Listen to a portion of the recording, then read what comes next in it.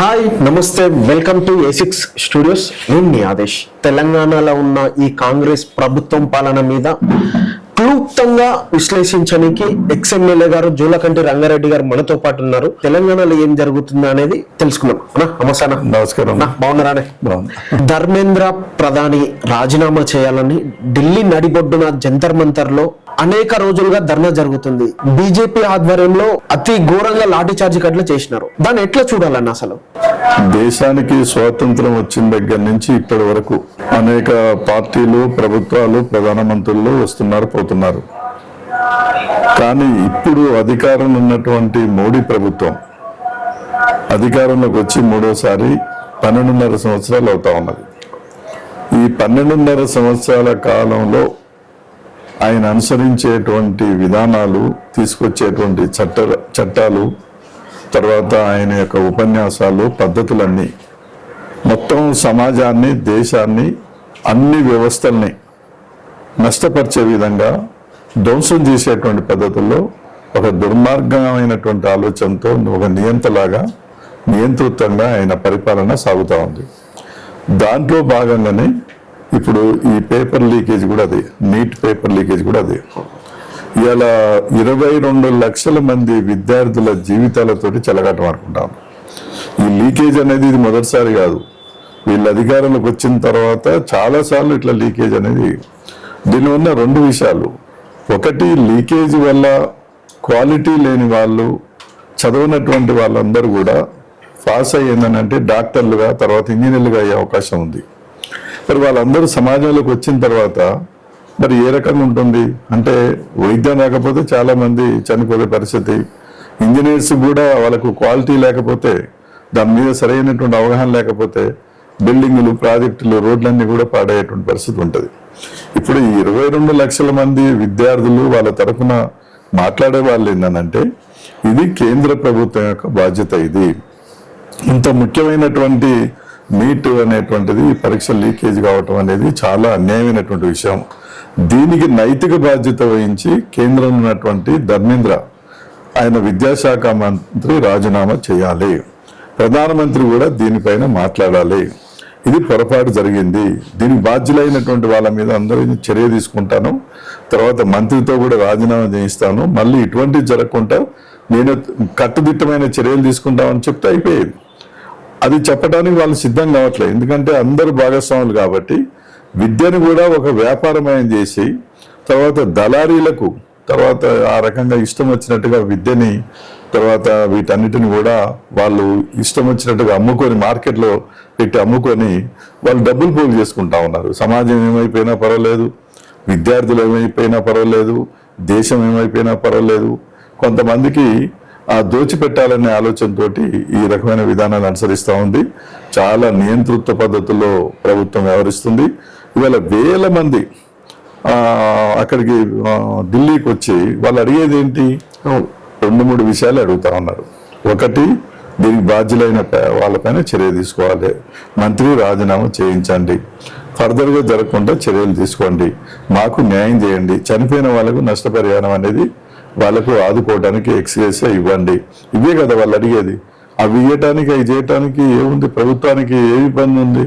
కేంద్రంలో ఉన్న బలమైన ప్రభుత్వం కదా.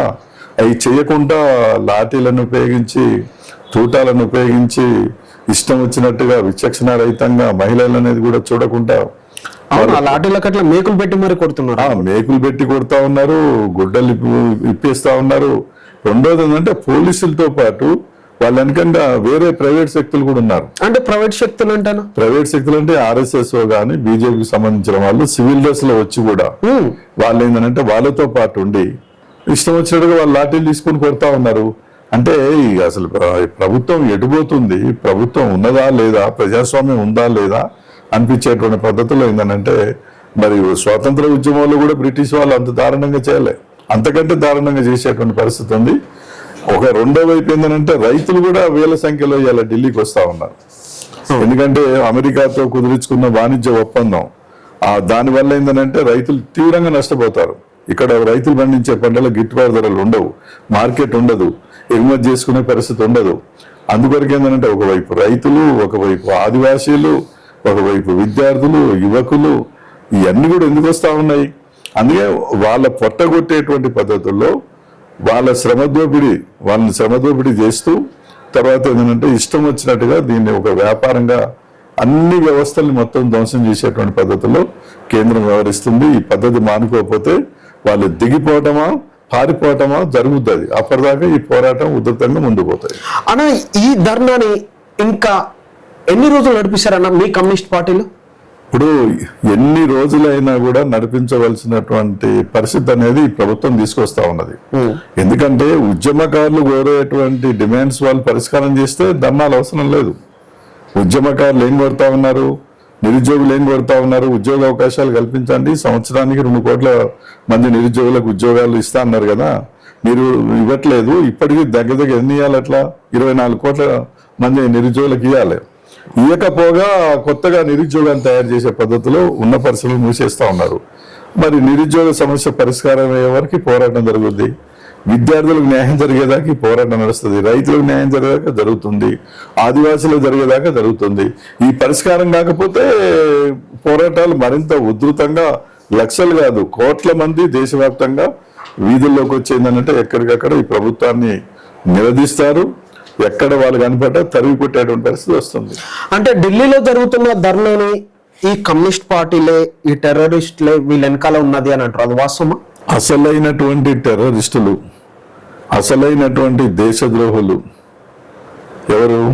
దేశాన్ని పరిపాలిస్తున్నటువంటి వాళ్ళే వాళ్ళ అధికారాన్ని అడ్డం పెట్టుకొని టెర్రరిస్టులుగా వ్యవహరిస్తూ ఉన్నారు. పోలీసు వ్యవస్థని తర్వాత ప్రైవేట్ సైన్యాలను తయారు చేసుకొని వాళ్ళు టెర్రరిస్టులుగా వ్యవహరిస్తున్నదంటే అందరి మీద దాడి చేయటం, కేసులు పెట్టడం, చంపేయటం అనేది జరుగుతూ ఉన్నది.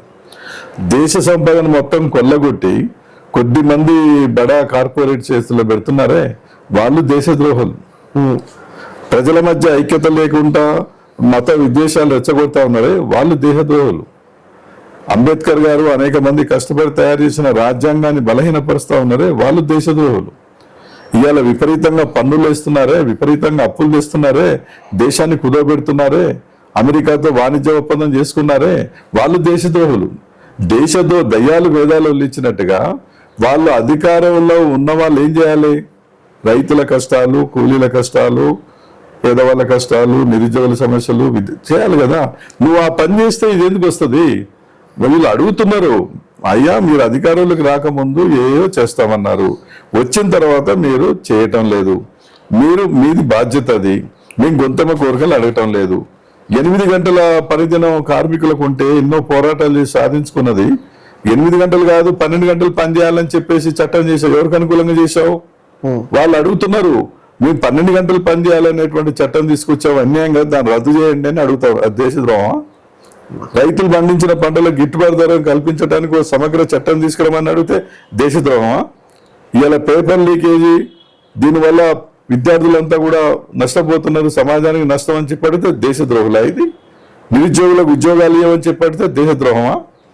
ఇవాళ ధరలు తగ్గించమని చెప్పంటే దేశద్రోహమా? దేశంలో ప్రజలను నమ్మించి అధికారులకు వచ్చి దేశ సంపదను కొల్లగొట్టి దేశాన్ని అన్ని వ్యవస్థల్ని నాశనం చేస్తున్నటువంటి వాళ్ళు నిజమైన ఉగ్రవాదులు, దేశద్రోహులు, ఆర్థిక నేరస్తులు మోడీ, తర్వాత అమిత్ షా, వాళ్ళ ప్రభుత్వం తప్ప ఈ ఉద్యమకారులు కాదు. ఉద్యమకారులు కోరేదేంది? దేశం బాగుండాలి, ప్రజలు బాగుండాలి, ప్రజల అవసరాలు తీరాలి, తర్వాత ఏదనంటే ప్రజలందరూ ఐక్యంగా ఉండాలి, పౌరులందరూ కూడా అందరూ కలిసిమెలిసి అదే కదా కోరుకున్నది. నిజమైనటువంటి నినాదాలతోటి, సమాజానికి ఉపయోగపడే నినాదాలతోటి ఉద్యమాలు నడుస్తూ ఉంటే వాళ్ళు ఉద్యమకారులు దేశభక్తులు, నిజమైన దేశభక్తులు. వీళ్ళు నిజమైన దేశద్రోహులు వాళ్ళు. ఇంతకు ముందుకు మీరు మాట్లాడుతూ ఒక మాట అన్నారు, ఏమని అంటే విద్యార్థులు వచ్చేసి ఏం కోరిరు, వాళ్ళు 2-3 కోరికలు మాత్రమే అనేది మీరు చెప్పారు. ఆయన ధర్మేంద్ర ప్రధాని రాజీనామా చేయాలి, సేమ్ టైం వాళ్ళ మీద అది ఇది అనేది. నిన్న చూసుకుంటే ఒక వార్త వచ్చింది సాయంత్రం, మేము వాళ్ళకి చనిపోయిన కుటుంబాలకి మేము అంత ఇంత ఇస్తాం, అదే విధంగా ధర్నాలో పాల్గొన్న వాళ్ళ మీద కేసులు పెట్టేస్తాం, కానీ రాజీనామా ఒకటి ఆలోచిస్తామని అట్లా ఒక వార్త వచ్చింది. దాన్ని ఎట్లా చూడాలంటారు? వాళ్లకు నైతిక బాధ్యత ఉంటే రాజీనామా చేయాలి, ఏమాత్రం సిగ్గున్నా కూడా. గతంలో ఎన్నో ప్రభుత్వాలు మనం చూసాం, చిన్న చిన్న విషయాల మీదనే వాళ్ళ నైతిక బాధ్యత వహించి వాళ్ళ రాజీనామా, ప్రధానమంత్రి వాజ్పేయి కూడా రాజీనామా చేశాడు. కాబట్టి ఏంటంటే ఇంత పెద్ద ఇష్యూ ఇది, 22 లక్షల మందికి సంబంధించింది. తర్వాత ఆయన మంత్రిగా ఉన్నాడు, పెద్ద ఎత్తున ఉద్యమం జరుగుతూ ఉన్నది. ఏంటి మీకు ప్రెస్టేజీ? ఆయనతో రాజీనామా చేయిస్తే మీకే గౌరవం పెరుగుద్ది కదా. వాళ్ళు కోరకముందే చేయాలి, అసలు కోరకముందే చేయించాలి. వాళ్ళు సిగ్గు లేకుండా మాట్లాడుతూ ఉన్నారు. కాబట్టి ఏంటంటే ఆయన రాజీనామా చేయటం వల్ల ఆ గవర్నమెంట్ నిజంగా వాళ్లకు చిత్తశుద్ధి ఉంటే, ఈ సమస్య పైన వాళ్ళు న్యాయం చేయాలన్న ఆలోచన ఉంటే, వీళ్ళు కోరక ముందే వాళ్ళు రాజీనామా చేయాలి. కోరుతున్నారు కాబట్టి ఖచ్చితంగా చేయాలి. అది చేస్తే ఏంటంటే వీళ్ళల్లో ఒక రకమైనటువంటిది ప్రభుత్వం అందరి పాత్ర లేదు, మోడీ గారి పాత్ర లేనట్టుంది, అందుకని రాజీనామా చేయించని అనుకుంటారు కదా. రాజీనామా చేయించకుండా ఉండటం అంటే ప్రధానమంత్రితో సహా అందరి పాత్ర దీంట్లో ఉంది. కాబట్టి రాజీనామా చేయిస్తే వాళ్ళ పేర్లు కూడా బయటకు వస్తే మంత్రి చెప్తాడో అని భయపడి అందుకని ఏంటంటే రాజీనామా చేయటం అనేది 100% వీళ్ళందరూ కోరేది న్యాయమైంది. అది ప్రధానమంత్రితో సహా అందరి పాత్ర దాంట్లో ఉంటుందని అనుకోక తప్పదు. అది ఓకే. అయోధ్యలో జరిగిన కుంభకోణాన్ని ఎట్లా చూడాలంటారు? అయోధ్యలో ఇవాళ మన బాలరాముడు, పాపం బాలరాముడు కంటికి నీటి పెడుతుందని చెప్తున్నారు, కొన్ని ఛానళ్లలో చూస్తా ఉన్నాం. నా బొమ్మ పెట్టి నా పేరుతోటి 100,000 కోట్ల రూపాయలు ప్రజల దగ్గర నుంచి విరాళాలు వసూలు చేసి ఎవరినిష్టం వచ్చినట్టాడు జలిగల్లాగా తింటా ఉన్న దుర్మార్గులారా, నేను మిమ్మల్ని ఖచ్చితంగా శిక్షిస్తా అనేటువంటి పద్ధతిలో బాలరాముడు కూడా ఇలా ఆగ్రహంగా ఉన్నాడు. ఇలా అయోధ్యలో అదొక పవిత్రమైంది. తర్వాత కొన్ని సంవత్సరాల నుంచి పోరాటం చేసి మేము ఒక గుడి కట్టించాము అని చెప్పి ప్రపంచం అంతా కూడా వాళ్ళు చేశారు. ప్రపంచవ్యాప్తంగా వచ్చినాయి కదా నిధులు. అందుకనే అక్కడ కూడా అందరి పాత్ర ఉన్నది. మరి ఆ బాలరాముని పేరుతోటి అయోధ్యలో కట్టినటువంటి ఆ గుడి పేరుతో వచ్చిన నిధులు కూడా కాజేశారంటే వాళ్ళని ఏమనుకోవాలి? అంటే ఇక వాళ్ళకు దేవుని మీద భక్తి లేదు, ఎవరి మీద భక్తి లేదు. వాళ్ళకి ఎంతసేపు దేవుని పేరుతోటి, మతం పేరుతోటి వాళ్ళ రాజకీయ ప్రయోజనాలు, ఆర్థిక ప్రయోజనాలు పొందడం కొరకే ఇటువంటి దండాలన్నీ చేస్తూ ఉన్నారు. కాబట్టి ఏంటంటే వాళ్ళెవరు, ఎంతమంది ఉన్నారు, వాళ్ళందరి మీద చర్య తీసుకోవాలి. మళ్ళీ జరగకుండా ఏంటి గ్యారంటీ? ఇప్పటికే ప్రజలు అక్కడికి భక్తులు పోవటం అనేది తగ్గిపోయింది. తర్వాత ఏంటంటే దేవుళ్ళు అనే వాళ్ళు ఉంటే వాళ్ళు కూడా క్షమించరు. అలాంటి దుర్మార్గమైనటువంటి పద్ధతులన్నీ తర్వాత వాళ్ళని అడ్డం పెట్టుకొని వాళ్ళు మోసాలు చేస్తూ ఉన్నారు. ఎంతకాలం చేయలేరు. ఖచ్చితంగా దానికి శిక్ష అనేది అనుభవించక తప్పదు. అందరూ ఆ శిక్ష అనేది వేస్తారు. ఓకేనా. ఇప్పుడు తెలంగాణ రాష్ట్రానికి వస్తే ఇప్పుడున్న సీఎం రేవంత్ రెడ్డి గారు మేము ఇచ్చిన హామీలన్నీ ఈ 2.5 కాలంలోనే పూర్తి చేసినామని అంటారు. దాన్ని ఎట్లా చూడాలంటారు అసలు? ఇప్పుడు తెలంగాణ అనేది సపరేట్ తెలంగాణ అయిన తర్వాత కేసీఆర్ గారు బీఆర్ఎస్ పార్టీ 10 సంవత్సరాల పాటు వాళ్ళు రాజ్యమేలింది. ఆ 10 సంవత్సరాల కాలంలో ప్రజలు ఆశించిన ప్రకారంగా ప్రజల యొక్క సమస్యలని నెరవేర్చడంలో వాళ్ళు ఫెయిల్ అయ్యారు. తెలంగాణ రాష్ట్రాన్ని సమగ్రంగా అభివృద్ధి చేయడంలో కానీ, నిరుద్యోగ సమస్య పరిష్కారం చేయడంలో కానీ, ప్రజాస్వామ్య పద్ధతిలో పాలన నడిపించే విషయంలో కానీ వాళ్ళు చేయలేదు. కాబట్టి వాళ్ళని కాదని చెప్పేసి ఇవాళ కాంగ్రెస్ పార్టీకి అధికారం ఇచ్చారు. రేవంత్ రెడ్డి గారు ప్రజలకు ఇచ్చినటువంటి వాగ్దానాలు, మన నిరుద్యోగ సమస్య పైన డిక్లరేషన్ కానీ, రైతు డిక్లరేషన్ కానీ, మహిళా ఇట్లా అనేక సమస్యల మీద డిక్లరేషన్ ఇచ్చుకుంటూ పోయాడు. 6 గ్యారంటీ పథకాలు మేము 600 అమలు చేస్తామని చెప్పన్నారు. వాటిల్లో ఒక 2-3 తప్ప మిగతా ఇవన్నీ కూడా ఇంకా వాటిని ముట్టుకున్నటువంటి పరిస్థితి కూడా లేదు. ఎందుకనంటే బడ్జెట్ లేదు, అన్ని అప్పులు చేసి అప్పుల ప్రభుత్వాన్ని రాష్ట్రాన్ని నాకు ఒప్పజెప్పారు. ఆ అప్పులకు వడ్డీలకు కట్టలేక నేను ఇబ్బంది పడతా ఉన్నాను, మరి నన్ను కోసుక తింటారా పీక తింటారా అని మాట్లాడుతూ ఉన్నాను. అందుకనే అప్పులు ఉన్నమాట వాస్తవం. తర్వాత ఏంటంటే రాష్ట్రం ఆర్థిక పరిస్థితి ఏందో ఎన్నికల ముందు తెలియదా అని తెలుసు కదా. కేసీఆర్ ఎంత అప్పు చేసిండు, ఆర్థిక పరిస్థితి తెలియక కాదు. ఏది ఏమైనా చేస్తా అన్నప్పుడు చేయాలి. అది చేయలేకపోతున్నారు కాబట్టి ఇవాళ రైతాంగంలో అసంతృప్తి ఉంది, తర్వాత మహిళల్లో అసంతృప్తి ఉంది, నిరుద్యోగ సమస్య కూడా కొంతమందికి ఇచ్చారు, మిగతా వాళ్ళకి ఇవ్వలేదు. ఖాళీ ఉన్న పోస్టులన్నీ కూడా భర్తీ చేయలేకపోయారు. అదేవిధంగా 2500 సంవత్సరానికి 12,000 వ్యవసాయ కూలీలకు ఇస్తా ఉన్నారు. ఇట్లా చాలా ప్రకటించారు. అవన్నీ కూడా అమలు చేయలేకపోతా ఉన్నారు. దానివల్ల వివిధ సెక్షన్లలో అసంతృప్తి అనేది పెరుగుతుంది. తర్వాత వాళ్ళ పార్టీలో కూడా కొన్ని జిల్లాల్లో వాళ్ళే పోట్లాటలు, అనైక్యత అనేది ఉన్నది. వాళ్ళ ప్రభుత్వం అడ్మినిస్ట్రేషన్ ఇది కూడా అంత ఐక్యంగా ఉన్నటువంటి పరిస్థితి కనిపించడం లేదు.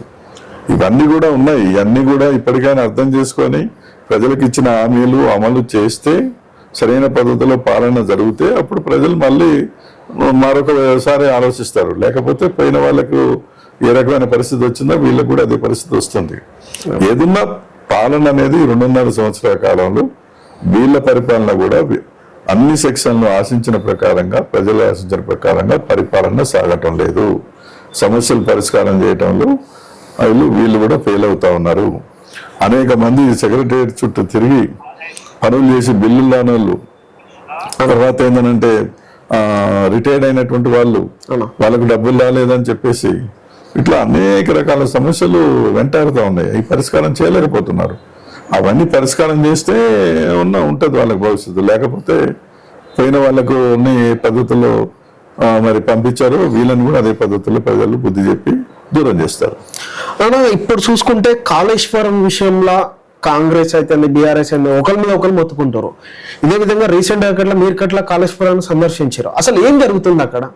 ఇప్పుడు కాళేశ్వరం ప్రాజెక్టు పేరుతోటి గత ప్రభుత్వం కానీ ఈ ప్రభుత్వం కానీ 1,00,000 కోట్లకు పైన ఇప్పటికి ఖర్చు చేశారు. రాజశేఖర రెడ్డి గారు ఉన్నప్పుడు ఆయన తుమ్మిడిట్టి దగ్గర నుంచి ప్రాజెక్టు టేకప్ చేశాడు. తర్వాత అది ఎంత హైట్ ఉండాలి ఏంటి అనేటువంటి సమస్య మహారాష్ట్రతో మాట్లాడటం. దాని తర్వాత ఈ లోపలనే ఆయన ఆ ప్రభుత్వం అనుమతి ఇవ్వకముందే ఒక 8,000 కోట్ల ఖర్చు పెట్టి కాలువలు తీయటం అదంతా చేశారు రాజశేఖర రెడ్డి గారు. మహారాష్ట్ర ప్రభుత్వం అప్పటికి అనుమతి ఇవ్వలే, వాళ్ళు 52 వరకు కావాలని మన వాళ్ళు అడిగారు. వాళ్ళు ఏమో 48 వరకే ఇస్తా అన్నారు, 148 వరకే ఇస్తామన్నారు. కనీసం 50 వరకైనా పర్మిషన్ తీసుకోవాలి. అది పర్మిషన్ తీసుకోవచ్చులే, కేంద్రంలో మేమను, అక్కడ మేమను, ఇక్కడ మేమను అని అది పర్మిషన్ రాకముందే ఆయన స్టార్ట్ చేసి ఒక 8,000 కోట్ల రూపాయలు ఖర్చు పెట్టి దగ్గర 50, 60, 70 కిలోమీటర్లు కాలువలు తవ్వటం అదంతా కూడా చేయాలి. డైరెక్ట్ ఆ నుంచి ఎల్లంపల్లి ప్రాజెక్టు నీళ్లు పోతాయి, ఎల్లంపల్లి ప్రాజెక్టు నీళ్లు పోతాయి అక్కడి నుంచి. ఏది మన తుమ్మిడిట్టి దగ్గర చేశాను అది. దాని తర్వాత కేసీఆర్ ముఖ్యమంత్రి అయిన తర్వాత దాన్ని టేకప్ చేయకుండా మహారాష్ట్ర గవర్నమెంట్తో మాట్లాడి అది 50 ఇంకోట ఏదో మాట్లాడదాన్ని చేసి దాన్ని మిగిలిపోయిన పని అంతా కూడా పూర్తి చేసేటువంటి ప్రయత్నం ఆయన చేయలే. ఆయన చేయకుండా మహారాష్ట్ర వాళ్ళ అనుమతి ఇవ్వటం లేదు. ఒకటి అక్కడ నీళ్ళ యొక్క ఇది తక్కువ ఉంటుంది, నీటి వాడక నిల్వ అనేది తక్కువ ఉంటుంది. కాబట్టి ఏంటంటే ఇక్కడి నుంచి అయితే ఎక్కువ నీళ్ళు తీసుకోవచ్చు అని చెప్పేసి ఆయన దాన్ని కంప్లీట్ వదిలేసి దాన్ని కొత్త ప్రాజెక్ట్ టేకప్ చేశాడు. ఏది కాళేశ్వరం ప్రాజెక్ట్ అనేది కొత్తగా కాళేశ్వరం, అన్నారం, తర్వాత సున్నిల్ల ఈ మూడు కొత్తగా ఆయన గోదావరి మీద బ్యారేజీలు కట్టేసి అక్కడ వాటర్ అంతా స్టోర్ చేసి తర్వాత 3 లిఫ్టులు, ఒకటి కాళేశ్వరం నుంచి అన్నారం నుంచి సున్నిల్ల నుంచి ఇక్కడికి ఇది ఎలా మన పైన ఉన్నటువంటి ప్రాజెక్టుకు తీసుకెళ్లాలి అన్నటువంటిది. అది ఆల్రెడీ ఉన్నది, దాన్ని నింపాలనేది ఎల్లంపల్లి. ఆ రకంగా అవి డిజైన్ చేశారు. దానికి ఏంటంటే 85,000 కోట్ల రూపాయలు దాని మొత్తం రిజర్వాయర్లు ఉన్న రిజర్వాయర్లన్నిటిని కూడా మళ్ళీ పెద్దగా చేయాలి, భూసేకరణ చేయాలి, కాలువలు నివ్వాలి, లిఫ్టులు వాటికి లిఫ్టులు, బ్యారేజీలు వీటికి 30,000 కోట్లు. ఇవి కాకుండా కాలువలు, తర్వాత అవతల కొన్ని రిజర్వాయర్లు, భూసేకరణ, మొత్తం 1,00,000 కోట్ల పైన ఈయన టేకప్ చేయటం జరిగింది. చేసినప్పుడు ఈయన కూడా ఏం చేయాలి, అన్ని రకాల అనుమతులు తీసుకోలేదు. అన్ని రకాల అనుమతులు తీసుకోకుండానే ఇవన్నీ కూడా వేగంగా చేసుకుంటూ పోయారు. మేమనేది ఏంటంటే రాజశేఖర రెడ్డి గారు కానీ కేసీఆర్ కానీ ఎవరన్నా కానీ ఇలాంటి ముఖ్యమైన ప్రాజెక్టులు ఒకటి కొత్తగా టేకప్ చేసే ముందు నిపుణులతో మాట్లాడాలి, ప్రతిపక్షాలతో మాట్లాడాలి, అందరితో సంప్రదించి తక్కువ డబ్బుతోటి తొందరగా ఎక్కువ ప్రయోజనం పొందే మార్గం ఏందనేది అందరినీ సంప్రదించి అందరి సలహాలు తీసుకొని, ఎందుకంటే ప్రజాధనం ఎవరిది? ప్రజలే కదా. పన్నుల రూపకంగా అప్పులు తీసుకొచ్చి అప్పులు ఎవరు కట్టాలి, వడ్డీలు ఎవరు కట్టాలి? ప్రజలే. కాబట్టి ఏంటంటే ఎవరికి వాళ్ళు, మేమే ఇంజనీర్స్, మేము మాకు నచ్చిన పద్ధతుల్లో వాళ్ళ రాజకీయ ప్రయోజనం, వాళ్ళ ప్రయోజనాలను చూసుకొని, ఆర్థిక ప్రయోజనం, రాజకీయ ప్రయోజనం చూసుకొని ఎవరికి వాళ్ళే డిజైన్, ఎవరికి వాళ్ళే ఎస్టిమేట్స్ తయారు చేసి అడ్డగోలు కట్టుకుంటూ పోయారు. దాని ఫలితంగా ఇవాళ కాళేశ్వరం దగ్గర 3 పిల్లర్స్ కుంగిపోయినాయి. దాని తర్వాత ఆ పరిస్థితి బయటకు వచ్చింది. వాళ్ళేంది, ఎన్డీఏసీ వాళ్ళేంది, వాళ్ళు వచ్చేసి చూసి ఏంటంటే మీరు కాళేశ్వరం కానీ, అన్నారం కానీ, సున్నిళ్ళ కానీ 3 కూడా డ్యామేజ్ అయి ఉన్నాయి, బలహీనపడి ఉన్నాయి. పై 2 కూడా బాగాలేవు. మీరు వాటి మరమ్మతు చేయకుండా మీరు వాటిలో నీళ్లు నిల్వ చేయకూడదు అని వాళ్ళు మాకు నివేదిక ఇచ్చారు అని చెప్పేసి రాష్ట్ర ప్రభుత్వం చెప్తున్నప్పుడు అప్పటి నుంచి ఏంటంటే వీళ్ళు వాటిని మరమ్మతు చేసి ఉన్నటిని ఉపయోగించాలన్నా చేయాలి. మరమ్మతు చేసినా కూడా పనికిరావన్నప్పుడు వాటిని వదిలేసి మళ్ళీ అక్కడ ఇమ్మీడియట్ రాజశేఖర రెడ్డి గారు టేకప్ చేసిన ప్రాజెక్టు మళ్ళీ దాన్ని పూర్తి చేయడానికి ప్రయత్నం చేయాలి. అది లేదు, ఇది లేదు. ఈ 2.5 సంవత్సరాల కాలం నుంచి కేసీఆర్ గవర్నమెంట్ ఉన్నప్పుడే కుంగిపోయినాయి. వాస్తవంగా ఎన్నికల ముందే కుంగిపోయినాయి. ఏదో ఒక నిర్ణయం తీసుకోవాలి కదా. అంత డబ్బు ఖర్చు పెట్టి 1,00,000 కోట్ల పైన ఖర్చు పెట్టి ఏం నిర్ణయం తీసుకోకుండా ఊకనే వదిలేస్తే ఏంటి ఉపయోగం? అది ఇది సమాజానికి నష్టం కదా. వడ్డీలు అయితే కడుతున్నారు కదా, అప్పులు అయితే కడుతున్నారు కదా, ప్రజల మీద భారం పడుతుంది కదా. అదొక భాగం. అట్లా వదిలేసి ఇప్పుడేందనంటే మొన్నటి వరకు ఏమో ఇంతకుముందు వర్షాలు బాగా వచ్చినాయి, మనకు నీళ్ళ ఎద్దడానికి కనిపించలే. ఈ సంవత్సరం వర్షాలు లేకపోవటం వల్ల ఇప్పుడు వీటి యొక్క అవసరం అనేది మనకు వచ్చింది. కృష్ణా నీళ్లు రావట్లేదు, తర్వాత రిజర్వాయర్లలో నీళ్లు తగ్గినాయి. ఈ గోదావరి నెలలు కొన్ని ప్రాణహిత నుంచి పోతున్నాయి. అసలు గోదావరికి ప్రాణహితనే ప్రాణం. ప్రాణహిత నుంచి రాకపోతే గోదావరిలో నీళ్ళే లేవు. ఆ ప్రాణహిత నుంచి పోయేటప్పుడు అక్కడ కన్నెపల్లి దగ్గర ఈ మన కాళేశ్వరం మన బ్యారేజీ సంబంధించినటువంటి మోటార్లు 17 ఉన్నాయి. ఆడ ఏది కాళేశ్వరం రిజర్వాయర్ దగ్గర బ్యాక్ వాటర్ ఉంది. ఆ కన్నెపల్లి దగ్గర ఆ మోటార్లు 17 ఉన్నాయి. కాబట్టి మన అక్కడ ప్రాణహిత నుంచి వచ్చేటువంటి నీళ్లు అక్కడి నుంచే పోతాయి. కాబట్టి ఇప్పుడు ఆ పొయ్యే నీళ్ళని మనం ఆ మోటార్ల వైపు తరలించినా కూడా పొయ్యే నీళ్ళని మనం అక్కడ గేట్లు ఓపెన్ చేస్తే కొన్ని నీళ్లు 2-3 టీఎంసీ నీళ్లు తీసుకోవడానికి అవసరం వీలుంటది.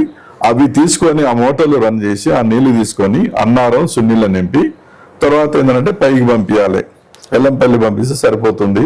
కరువు సమస్య మీద కొంచెం త్రాగునీరు ఇదంతా అనేది ఒక ఇంజనీర్స్ చెప్తున్నారు, కొంతమంది వాదన. తర్వాత దీని తర్వాత మేము కూడా పోయి అక్కడ చూసాం. మేము కూడా అక్కడ పోయి చూసిన తర్వాత మా అభిప్రాయం కూడా అదే. గవర్నమెంట్ ఏం చెప్తుందంటే ఎన్డీఏసీ వాళ్ళు ఏ పరిస్థితుల్లో వాటిల్లో నింపకూడదు, అవి కూడా బాగాలేవు, అవి కొట్టుకపోతాయి అని చెప్పేసి గవర్నమెంట్ మన ఎన్డీఏసీ వాళ్ళు చెప్పారు. కాబట్టి మేము కూడా అదే చెప్తున్నాం, అవి నింపుతాం మేము, అవన్నీ కొట్టుకపోతాయి. భద్రాచలం మునుగుద్దని నేను చెప్పి, భద్రాచలం ఎప్పుడు మునుగుద్ది? ఫుల్గా నింపితే కదా. ఫుల్గా అవసరం లేదు, నువ్వు సగం నింపు. ఒకవేళ లీకేజ్ కనిపించింది అనుకో, బొందలు ఎక్కడన్నా కనిపించింది అనుకో, ఆపేసేయి. ఉన్న నీళ్ళని మేము ఉపయోగించడానికి సిద్ధంగా ఉన్నాము. కేంద్ర ప్రభుత్వం అనుమతించడం అంటే పోయేది కదా. ఎన్డీఏసీ వాళ్ళు ఏ పరిస్థితుల్లో మీరు నీళ్లు అక్కడికి నింపొద్దు అని చెప్పుకుంటారు. వాళ్ళు పర్మిషన్ ఇస్తే మేము నడుపుతాము, మేము రెడీగా ఉన్నాము, ఉన్న నీళ్ళని ఉపయోగించుకుంటామని రాష్ట్ర ప్రభుత్వం చెప్తే పోయేది. వీళ్ళు అది చెప్పట్లే. వాళ్ళు ఎంతసేపు ఏంటంటే మేము నీళ్లు తీసుకొని నింపితే అవి కూడా కొట్టకపోతే భద్రాచలం మునుగుద్ది, తర్వాత ఎవరు బాధ్యుడు అని చెప్తున్నారు. అది చెప్పొద్దు రాష్ట్ర ప్రభుత్వం, కేంద్రం మీద నెట్టేయాలి. ఎన్డీఏఎస్ వాళ్ళు కాక అనుమతిస్తే మేము నడపడానికి సిద్ధంగా ఉన్నాం. ఇప్పుడు ప్రాణహిత నుంచి వచ్చేటువంటి నీళ్లు గోదావరి నుంచి పోతున్నాయి కదా, ఎంతవరకు అవకాశం ఉంటే అంతవరకు మేము కన్నెపల్లి కరెంటు మోటార్స్ ఆన్ చేసి లిఫ్టుల ద్వారా నింపుతామని అంటే బంతి వాళ్ళ కోట్లో పోయేది. పోకుండా వీళ్ళని నెత్తినేసుకొని అనటం వల్ల ఏంటంటే కేసీఆర్కి పేరు వస్తుంది అని చెప్పేసి వీళ్ళు నడపడం లేదు. నీళ్లు పోతున్నా కూడా ఇప్పటికీ 120-130 టీఎంసీ నీళ్లు పోయినాయి, వీళ్ళు ఉపయోగించడం లేదు. కావాలనే చేస్తున్నాను ఒక బదనాం అనేది వస్తుంది. ఇప్పటికీ మేము అనేది ఏంటంటే ప్రభుత్వం, రాష్ట్ర ప్రభుత్వం ఇప్పుడు మనకు నీళ్ళు అవసరం కాబట్టి మీరు ఎన్ని నీళ్ళు అయితే మనం తీసుకోవడానికి అవకాశం ఉందో కన్నెపల్లి దగ్గర నుంచి ఆ మోటార్ ఆన్ చేయండి, ఆ నుంచి మీరు పై బ్యారియర్లు నింపి పంపించండి. ఒకవేళ లీకేజ్ గానే ఏమన్నా బయటపడితే అప్పుడు ఆపేసేయండి. అది కూడా ఇప్పుడు వాళ్ళ అనుమతి ఇవ్వాలి. కేంద్రంలో ఉన్న మంత్రులు, ఎంపీలంతా పోయి కేంద్ర ప్రభుత్వం నుంచి అనుమతి తీసుకొని ఆ పని చేయాలి. అనుమతి తీసుకోవటానికి వాళ్ళని ఉపయోగించండి, ప్రతిపక్షాలను కూడా తీసుకొని పోండి. నేను నడపడానికి సిద్ధంగా ఉన్నానయ్యా, వాళ్ళు అనుమతించడం లేదు, వాళ్ళు వద్దంటారు, నేను ఎట్లా నడపాలని వాళ్ళు ఇవ్వకపోతే కేంద్రం బదనాం అవుతుంది.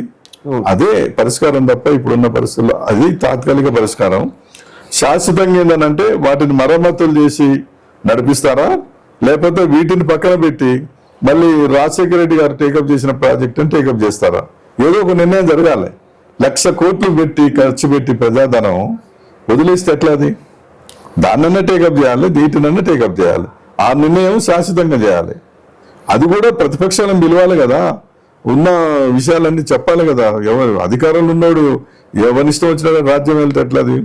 వాళ్ళు చేసేది కూడా ప్రతిపక్షాలకు, సమాజానికి తెలియజేయాలి. చెప్పకుండానే ఎవరి వాళ్ళు నిర్ణయం తీసుకొని ఎవరి పద్ధతుల వాళ్ళే వాని మీద వీడు వీని మీద వాడు ఆరోపణలు చేసుకుంటూ పోతున్నారు తప్ప రాష్ట్ర అభివృద్ధి, తన రైతుల ప్రయోజనము ఇవన్నీ చూసే పరిస్థితులు లేరు. ఇప్పటికైనా రాష్ట్ర ప్రభుత్వం ఆ నిర్ణయం తీసుకోవడం మంచిది. కేంద్రం కూడా ఖచ్చితంగా జోక్యం చేసుకొని ఆ రకంగా ఇప్పుడున్న పరిస్థితుల్లో దాన్ని ఎట్లా వాడుకోవాలనేది నిర్ణయం వాళ్ళు కూడా ముందుకు రావాలి, లేకపోతే బదనాం అవుతారు. ఈ మధ్య కాలంలో మీరు ఇందిరా పార్క్ దగ్గర నిరుద్యోగుల మహాధర్నాని ఒక ప్రోగ్రామ్ గట్లా చేశారు.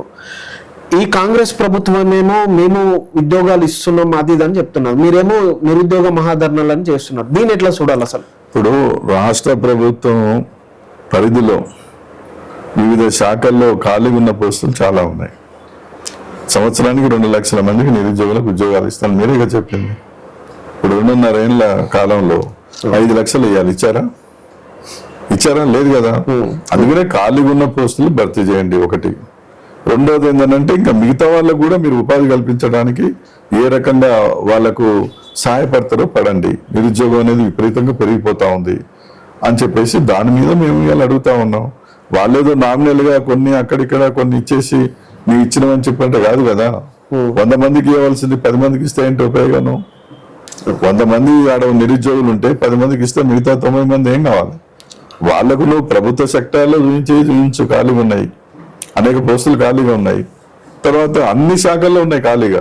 రెండోది ఏంటంటే ప్రైవేట్ సెక్టర్ లో కూడా ఎట్లా అవకాశాలు ఉన్నాయో వాళ్ళకు ఉపాధి కల్పించాలి.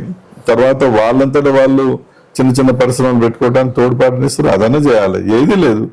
మరి లక్షల మంది ఇవాళ ఒకనే ఖాళీగా తిరిగే పరిస్థితి ఉంది. కాబట్టి మేము గవర్నమెంట్ మీద ఒత్తిడి తీసుకురావడానికి ఆ కార్యక్రమం చేపట్టడం అనేది జరిగింది.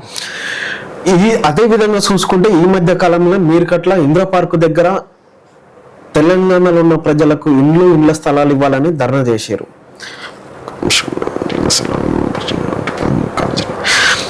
ఇళ్ల స్థలాలు ఇవ్వాలని మీ వామపక్ష పార్టీలు అన్ని కలిసి కట్ల మహాధర్నా చేశారు. దాన్ని ఎట్లా చూడాలి అసలు? ఇప్పుడు ఏ ప్రభుత్వం అయినా ప్రతి మనిషికి కావాల్సింది తిండి, బట్ట, గూడు, చదువు, వైద్యం, ఉపాధి, ఇదే కదా. ఈ భూమి మీద పుట్టినందుకు కనీసం ఉండటానికి ఒక 12 ఫీట్ల జాగా, 1-2 గదుల కొంప ఉండకూడదా?